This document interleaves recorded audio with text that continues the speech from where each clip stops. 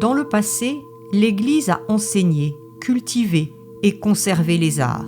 Par la suite, sa grande tradition s'est ralentie et stérilisée. L'Église aujourd'hui aurait-elle à offrir à notre admiration et à notre imitation seulement des musées où seraient jalousement gardés les travaux des artistes anciens qui, de ce fait, ne seraient que de superbes et magnifiques cimetières? L'Église s'est-elle arrêtée à l'histoire aujourd'hui éteinte des temps passés? Extrait d'un discours du pape Paul VI de 1973.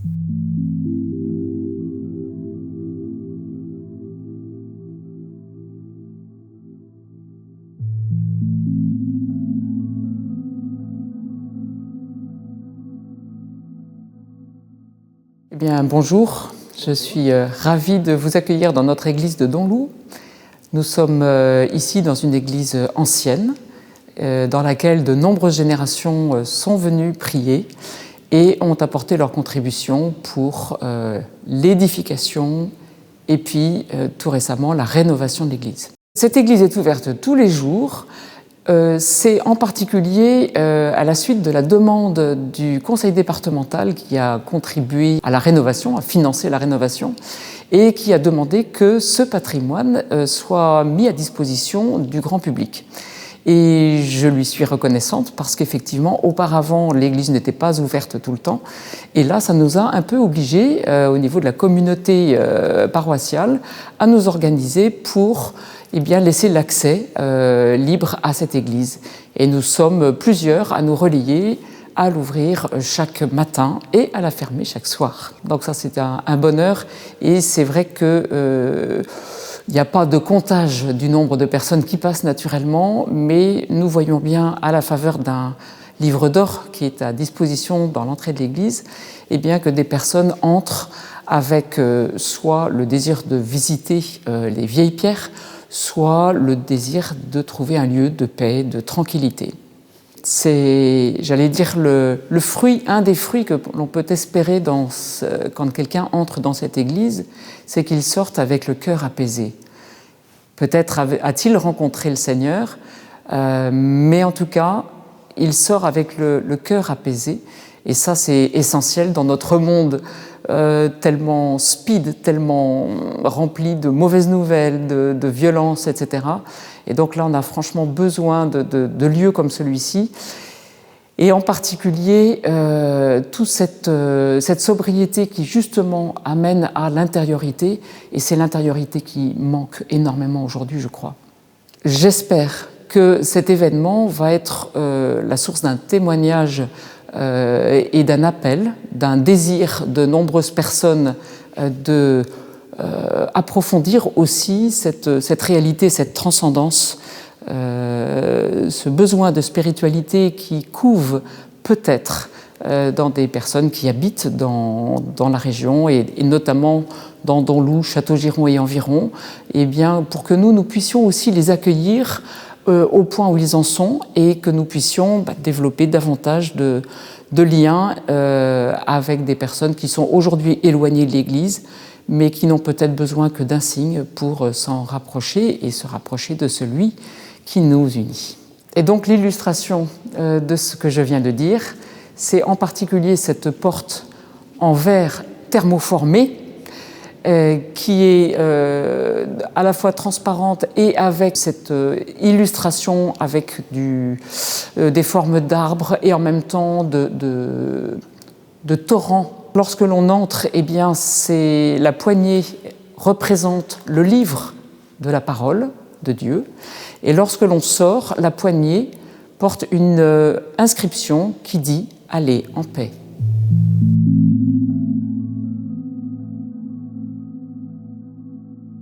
La loi de 1905 fixe les droits et devoirs de la commune propriétaire des édifices religieux et des curés affectataires. La commune propriétaire assure l'entretien du clos et du couvert. La sécurité est aussi de sa responsabilité et elle doit donc faire exécuter les travaux nécessaires à la bonne conservation des édifices. Les travaux de mise en valeur ou de décoration intérieure, dans la mesure où ceux-ci ont une incidence sur le culte, nécessite l'accord de l'affectataire. Ainsi, le maire ne peut-il décider du thème d'un vitrail ou du nombre et de la place des statues. Dans n'importe quelle commune, surtout les communes rurales, où on a des petites tailles d'église, en compte, il y a deux choix.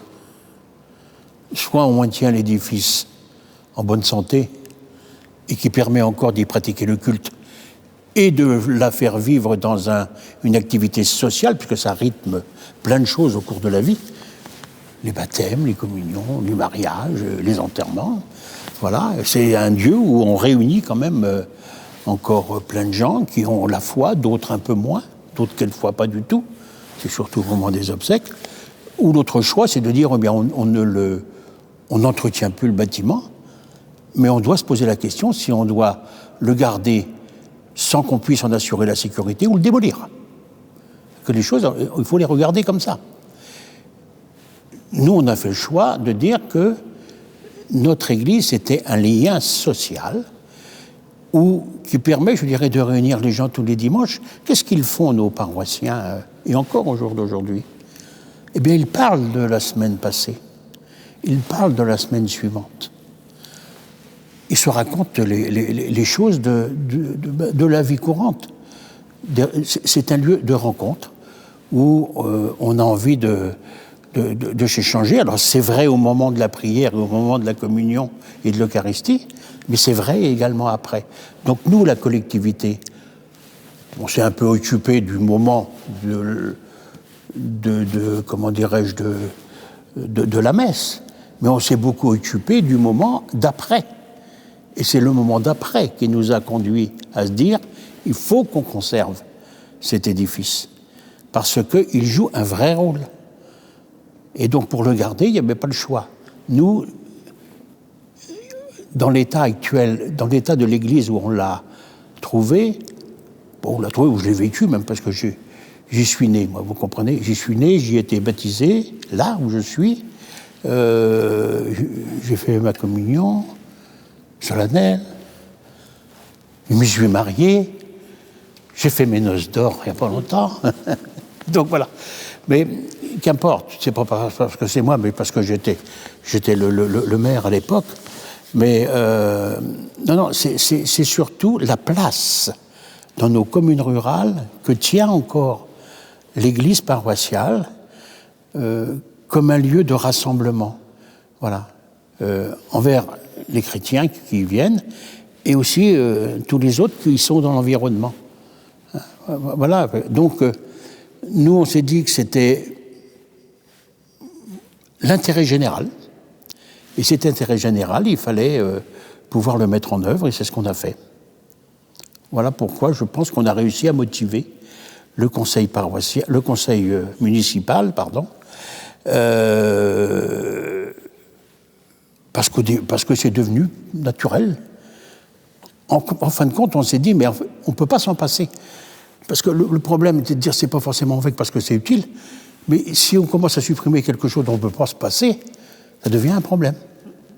Donc on a fait. Déjà, comme on nous avait dit que notre Église, elle avait pas grand-chose à en tirer, ils avaient raison d'ailleurs, parce que, ma foi, quand on rentrait dans cette Église, c'était quand même un peu triste. Moi, je l'ai vécu pendant pratiquement 60 ans, hein, de cet aspect de cette Église-là, mais aussi parce qu'on ne savait rien. Alors on a peut-être fait des choses pas bien, enfin on n'a pas bien fait les choses.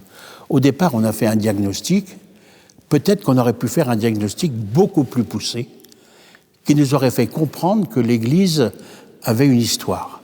Or ça, on n'est pas allé fouiller les choses. Mais bon, on a fait sur les conseils qu'on nous a donnés, et avec le peu de renseignements qu'en fin de compte qu'on avait. Voilà. Donc voilà. Après, on a accepté auprès de l'architecte un projet, qui était un beau projet en fin de compte, hein, mais pour lequel on n'avait aucune raison, je dirais, de faire autrement que ce qu'il nous présentait. On assainissait les murs, on consolidait l'édifice, on lui permettait de rester debout, et puis on agrémentait l'intérieur, et pourquoi pas. Et c'était très bien comme ça. Voilà. Après, bien sûr, il y a eu le commencement des travaux, et là, tout le monde tombe des nues un petit peu. On s'aperçoit que d'une église banale, on a une nef du XIe siècle avec 3 baies romanes et demi, si je puis dire, mais enfin 4 pour finir, qui sont authentiques. Et j'insiste sur le mot authentique, du XIe siècle. On ne peut plus percevoir les choses de la même façon. Ce n'est tout simplement pas possible. Voilà. Et ne pas montrer ce qu'on vient de découvrir, ce serait faire offense à tous ceux qui nous ont précédés et qui, à la façon dont ils vivaient dans leur société de l'époque, avaient fait, comme eux, il leur semblait bon, faire quelque chose qui leur ressemblait. Et ça, on ne pouvait pas l'enlever. Alors, naturellement, ça c'était un premier facteur. C'est pas ça qui nous a dit qu'il fallait tout changer, mais au fur et à mesure qu'on a avancé dans les travaux, d'autres éléments sont arrivés. Les peintures de la Renaissance, qu'on a voulu cacher, et nous on a dit, ben non. Nous on dit, ils existent, et on ne pouvait pas les enlever. C'est même pas les peintures de la Renaissance qu'on voulait forcément montrer. Mais on avait un élément incroyable, on avait la lifte funéraire qui est au-dessus, qui désignait comme propriétaires les seigneurs Yvette de Bois-Amont et de Montgazon, seigneurs de Donloup, qui identifiaient leur volonté de faire pour leur propre compte une chapelle seigneuriale. Et ça, la collectivité, là, elle était liée, complètement liée à l'histoire de Donloup. Et donc là, c'était complètement différent. Et ça, bien sûr, il n'était pas question de le cacher. On aurait pu cacher les peintures, mais il fallait qu'on laisse la lifte funéraire. Parce que c'est... Je le dis exprès, parce que quelque part, par rapport à la collectivité, c'était ça qui était le plus important. Et puis après, voilà, on dégrade le plafond, on trouve la voûte étoilée du 16e. Alors là c'est l'apothéose. C'est l'apothéose. Voilà. Alors, bien sûr, tout ça, ça a créé des difficultés relationnelles, et je comprends, parce que moi, j'en veux pas, certainement pas à l'architecte, parce qu'elle a fait son travail, avec lequel on s'était engagé. Nous, collectivité locale, on a signé dans le bas de la feuille. Et il n'y avait pas de raison qu'on ne tienne pas notre engagement. Mais après, voilà, est-ce qu'il faut avoir un esprit d'ouverture quand on découvre qu'ils sont des choses qui sont complètement différentes? Je pense que oui. Bon, ce qu'il y a de sûr, c'est que dans l'état où on a trouvé les choses, il fallait un déclenchement. Le déclenchement, il est arrivé avec Roger, le père Roger Blot, où il a pendant un mois travaillé sur une proposition, je dirais, du meilleur qu'on pouvait en tirer de cette église, et qui est ce que l'on voit au jour d'aujourd'hui. Moi, l'architecte, elle a mené un travail remarquable, parce qu'elle a suivi le travail des artisans, des artistes, de façon exemplaire. Elle a mené sa mission jusqu'au bout. Et ça, je crois qu'on peut avoir aussi confiance dans ces hommes et ces femmes de l'art, qui ont un grand professionnalisme. On a souhaité qu'on puisse lire dans cette église la traversée de l'édifice à travers les siècles. Et ça, on peut en avoir la lecture très facilement. Et puis, avec, je dirais, l'incitation des uns et des autres, quand même, alors je les regarde parce que c'est à moi qui m'ont... Voilà, on s'est dit, bon sang de bonsoir, nos ancêtres du 11e, ils ont fait quelque chose. Ceux du 15e, ils ont fait quelque chose. Ceux du 17e ont fait quelque chose. Et nous, 21e siècle, qu'allons-nous faire? Qu'allons-nous faire? Ça s'est passé en 2 tranches. Il y a eu une première tranche qui a été faite en 98-99, avec l'assainissement extérieur et puis la mise en pierre vue extérieure de l'église, et puis donc en 2007 et 2008, donc l'intérieur. Dans les 2 cas, à l'époque, alors c'est peut-être moins vrai maintenant, je ne suis plus aux affaires pour pouvoir le dire, on avait encore la chance d'être très accompagné par des dotations de l'État, par des dotations du Conseil général, qu'on appelle aujourd'hui le département, et par les dotations du Conseil régional. On a payé à peine 30%, je crois que c'est 27% de l'enveloppe, ce qui est tout à fait tolérable et acceptable par la population, parce que c'est beaucoup moins compliqué de dire qu'on va mettre 1 million dans une salle de sport que qu'on va mettre 500 000 dans une église. Hein, ça, c'est sûr. Mais voilà. Mais on a beaucoup expliqué à la population. Et là, il faut oser. Il ne faut pas avoir peur. Mais la première chose qu'il faut avoir pour les élus, d'abord, il faut aimer son patrimoine.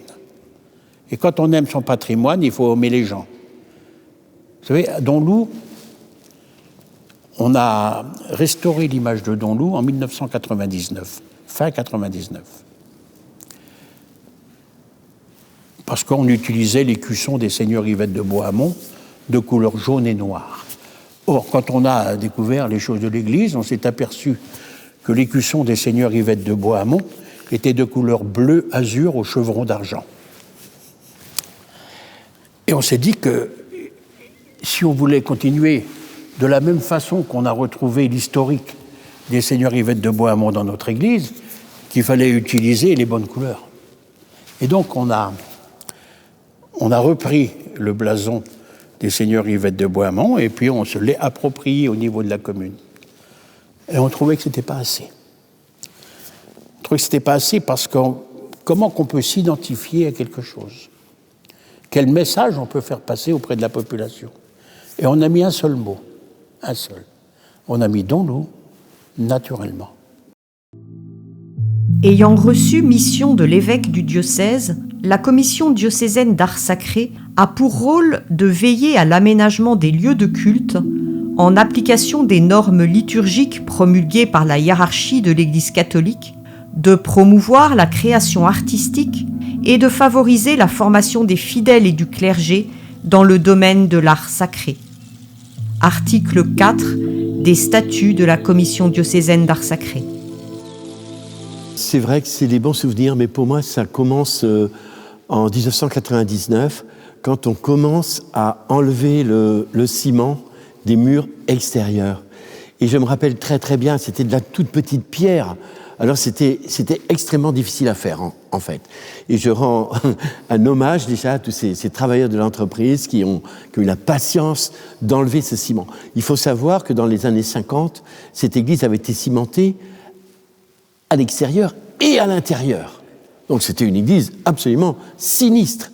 Après, vous imaginez une voûte ciel d'orage un peu, un ciment désastreux, un chœur pathétique. Enfin, c'était vraiment, je dirais pas la pire église, mais c'est une des pires églises, non seulement du diocèse, mais du monde entier.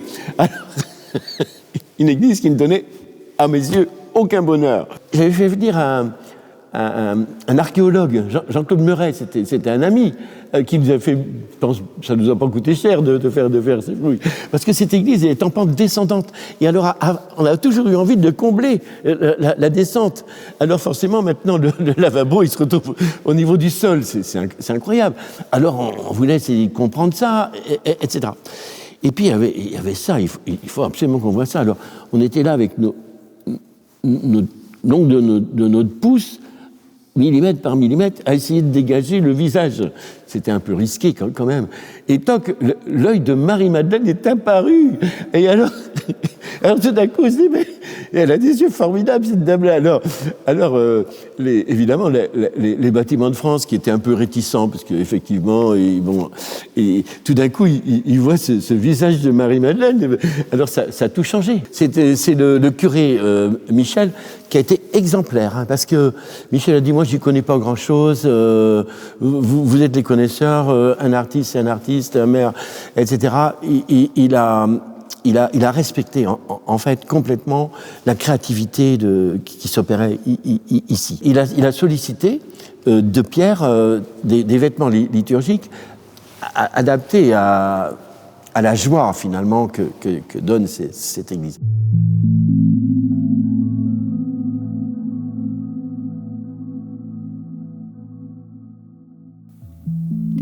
Parmi les nobles activités de l'esprit humain, on compte à très bon endroit les beaux-arts, mais surtout l'art religieux, en ce qui en est le sommet, l'art sacré.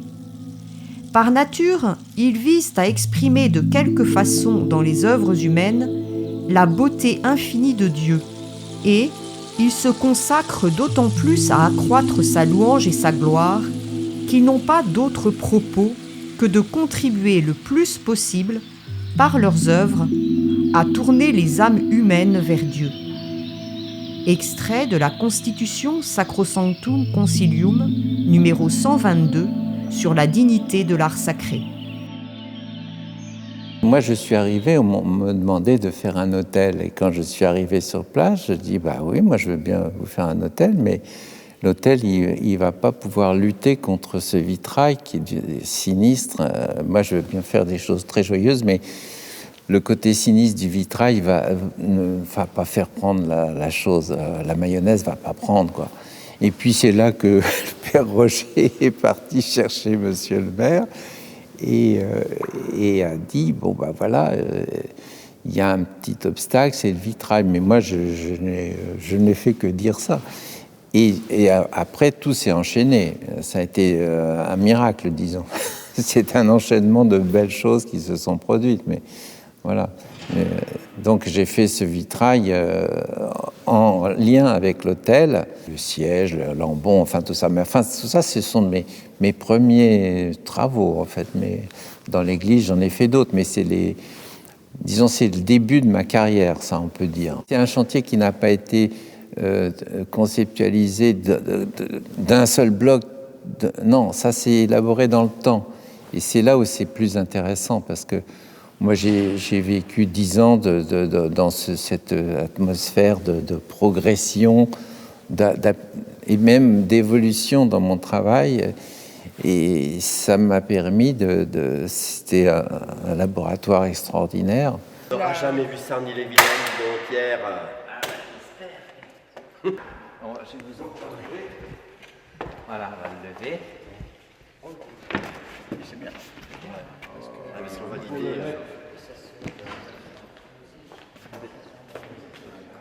Mais en même temps, quand je vois le résultat, je dis que sans le père Blot, je n'aurais pas vu les choses de la même façon, parce que j'ai appris à lire, bien que j'étais très sensibilisé à l'architecture au départ, en général, j'ai appris à lire un bâtiment ancien et surtout appris à accepter des bâtiments qui ont une forte présence du 19e siècle que je n'aime pas du tout. Ça, c'était le désir du prêtre Michel Denoal qui m'a bien...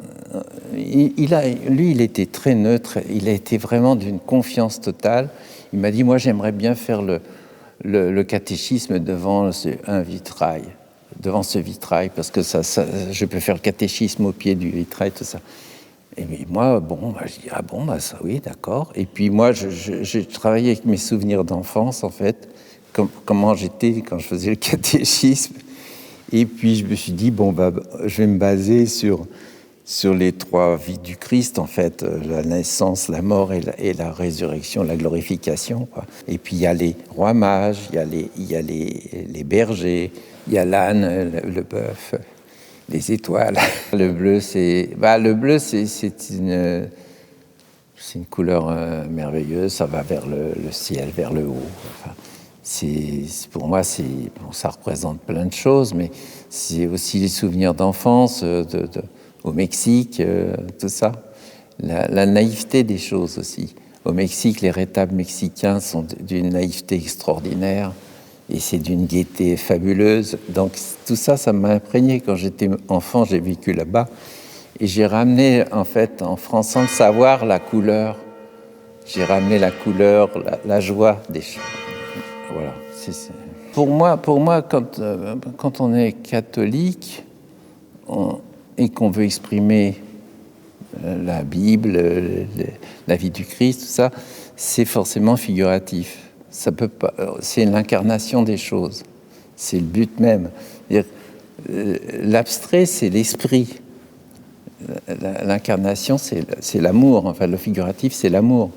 C'est-à-dire que on peut difficilement parler de religion catholique sans figuration, même chrétienne. Mais bon, il y a des fois des pas de côté. Mais par contre, quand on veut faire une église complètement abstraite avec des vitraux abstraits, tout ça, on met en avant la spiritualité, mais on met pas le charnel. Il n'existe plus. Et sans corps, il n'y a pas d'esprit, et sans esprit, il n'y a pas de corps. Enfin, je veux dire, c'est la logique même de la religion catholique, hein, c'est l'incarnation de l'esprit. Donc, moi, je ne suis pas théologien, j'y connais rien, mais c'est ce que je ressens, en fait. Voilà. Dans une église, si elle est pas accueillante, elle ne peut pas faire progresser les fidèles, c'est impossible. Il peut y avoir des fidèles plus ou moins enclins à avoir la foi qui peuvent la trouver dans un endroit qui les accueille, qui accueille. C'est ce que disait, je pense, c'était Jean 23, et il était très confiant du fait que les artistes devaient amener du bonheur dans les églises pour que certains trouvent la foi. Parce que c'est l'exemple de nos cathédrales, de nos églises baroques, c'est d'amener le regard à circuler à travers les sculptures, les vitraux et tout ça. Et c'est par ce cheminement-là que l'on peut trouver la foi. Enfin, moi, j'y crois en tout cas à ça. Parmi la dizaine d'œuvres de Pierre Lecacheux dans l'église de Donloup, le chemin de croix est probablement la plus singulière. L'ancien chemin de croix est encore présent dans la sacristie.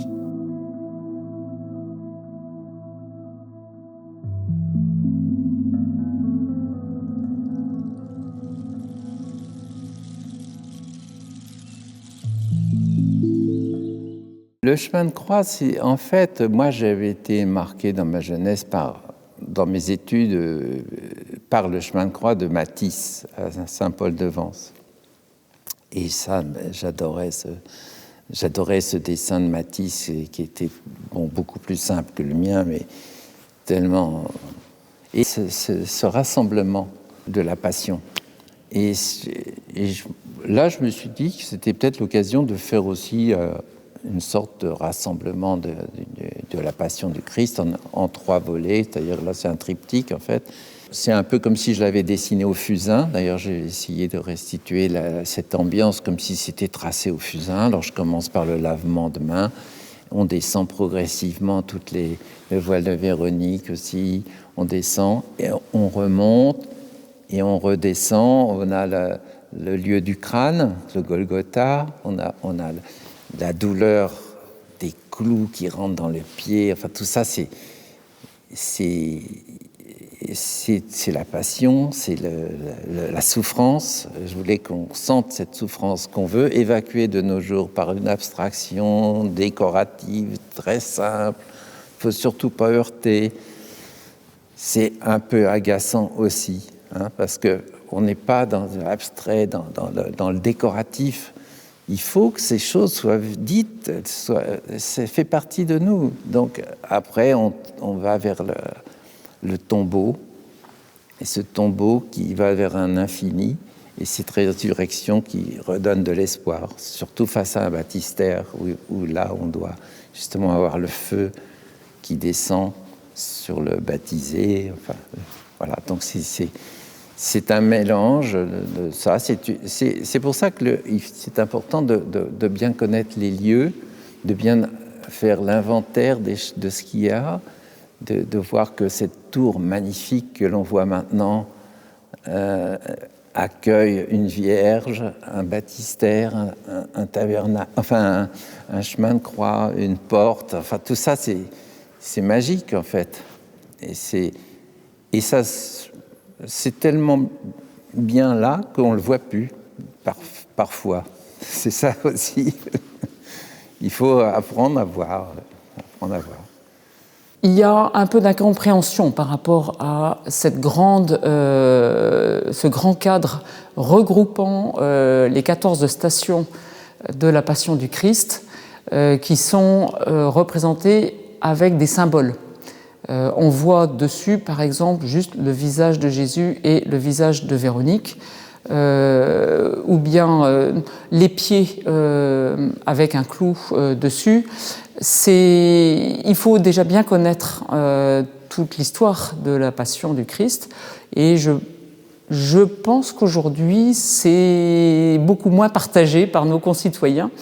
Et j'ai un peu de regret sur l'absence de l'ancien chemin de croix, qui avait donc un tableau par station, mais en même temps je peux comprendre que il n'aurait peut-être pas été visuellement, artistiquement adapté dans l'église telle qu'elle a été rénovée. La situation de ce grand tableau à l'entrée, à condition qu'il soit éclairé, il faut penser à allumer, peut effectivement interpeller le visiteur qui, du coup, se pose les questions et essaye de déchiffrer et, du coup, fait un effort supplémentaire par rapport à l'ancien chemin de croix. Donc je pense que celui-ci est bien à sa place et que c'est une autre façon d'entrer dans le mystère de ce qui est arrivé il y a 2000 ans. Quiconque souhaite vivre l'aventure de la commande et sa réalisation dans un parcours harmonieux et fécond doit se préoccuper très tôt du souci artistique, reliant intimement le spirituel et l'esthétique aux exigences utilitaires qui en sont ainsi sublimées et créatrices d'un esprit du lieu. L'accès à cette harmonie dépend en grande partie de la disposition intérieure qui habite les auteurs du libellé de la commande. La concertation y est enrichissante par la pédagogie qui peut en résulter. Une fois ce stade dépassé, la liberté totale de l'artiste doit être rigoureusement respectée. C'est un pari, il faut l'oser. Yves Boiret, architecte en chef des monuments historiques, membre de l'Académie des Beaux-Arts. Il y a presque 20 ans, quand on a entrepris la restauration de cette église, on ne se doutait pas encore qu'on allait réveiller des trésors du passé. Quand on se laisse restaurer par le Seigneur, dans les deux sens du terme, réparer à cause de nos péchés et nourrir pour reprendre des forces, alors on découvre nous aussi à quel point nous sommes une merveille.